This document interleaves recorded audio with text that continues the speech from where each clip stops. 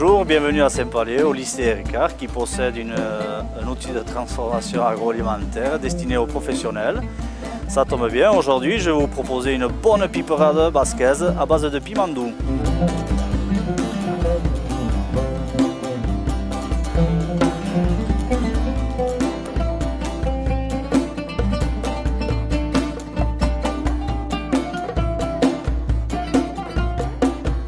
Pour cette recette, je vais vous présenter les différents ingrédients qu'on a besoin.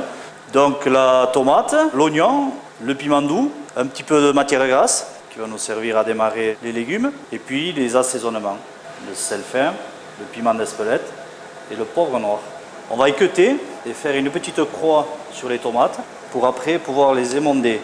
On fait une croix pour que quand on va les plonger dans l'eau bouillante, la croix permet à ce que la pointe se rebique et après c'est plus facile pour prendre et on tire.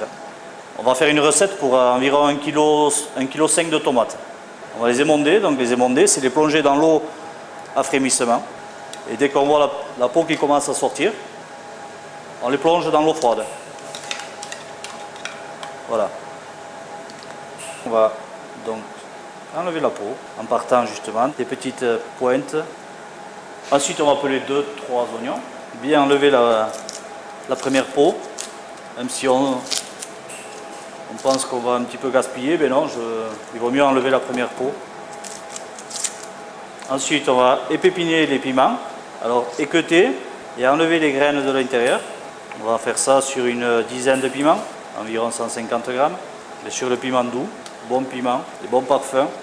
Mais souvent les gens préfèrent utiliser le poivron. Le poivron doux, un autre piment un petit peu plus gros, un petit peu plus de plus grosse taille, ce qui est plus facile à manipuler. C'est nettement meilleur avec le piment doux. C'est un piment local qui mérite d'être travaillé, qui mérite de rentrer dans beaucoup de recettes et de prendre sa place au niveau de l'agroalimentaire, de l'industrie et aussi de la restauration. Ensuite, on va émincer les oignons, pas trop finement, c'est pas indispensable.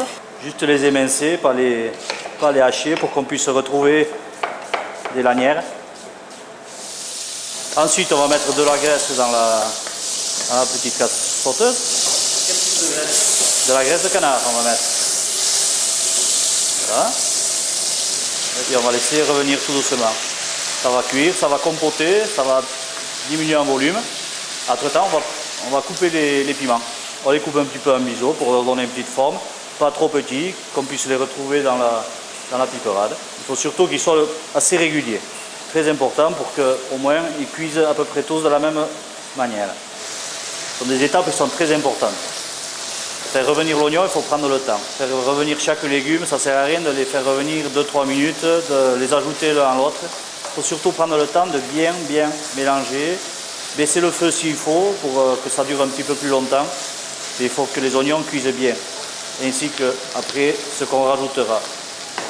On va rajouter les piments, les oignons vont un petit peu arrêter de cuire. C'est les piments qui vont commencer à cuire et pour ça, il faut que les oignons soient bien cuits. Voilà, les oignons sont bien colorés, bien revenus, bien tombés. On va y rajouter les piments. Bien mélanger dans la matière grasse. Et on va les laisser un petit peu cuire. Alors on va couper les tomates en deux, juste faire des gros quartiers. En deux, voire en trois si elles sont un petit peu grosses, en quatre. On va faire en quatre. Celles-ci, elles sont un petit peu grosses. N'hésitez pas à prendre des bonnes tomates, des tomates qui sont plutôt mûres dans votre jardin. Plus c'est mûr, meilleur ça sera. Le piment a commencé un petit peu à changer de couleur. On va y rajouter les tomates. On fait passer un petit peu les tomates dessous, les piments en haut, pour que la tomate puisse un petit peu dégorger de son lot et apporter un volume de liquide suffisant à ce que ça puisse commencer à cuire. Voilà, on a un bon petit jus qui commence à être bien, un petit peu épais déjà, bien vite. Alors à partir de là, à partir de cette ébullition, on baisse un petit peu le feu et on va laisser cuire cette piperade pendant 1h30, 2 heures, suivant le volume d'eau que va dégager les tomates. On va mettre un petit peu de poivre noir. Alors au départ, on met juste un petit peu de tout pour que tous les légumes prennent le goût. À la fin de la cuisson, on rectifiera. Cette recette, il ne faut pas la couvrir puisqu'il faut que la cuisson se passe par évaporation. Ce jus de tomate, il sert à cuire la recette, mais au final, il faut qu'il soit évaporé. Et c'est justement là que la recette prendra fin, c'est lorsque ce jus-là sera évaporé. Quand on aura trouvé un équilibre entre le légume et le volume d'eau, ceci permettra de dire que la recette est terminée. Voilà, donc après 1h30 de cuisson, on trouve bien une recette bien homogène, bien liée. Voilà, notre piperade étant finie, on va la mettre de côté. Et bien sûr, au Pays Basque, on a une tradition, une habitude, une coutume, c'est de la manger avec du jambon. Une belle tranche de jambon de la ferme. On va ajouter un œuf qu'on va casser dans un petit ramequin et qu'on va faire, au lieu de le faire frire, on va le faire cuire dans un petit bouillon, dans de l'eau à frémissement. Ça s'appelle un œuf poché.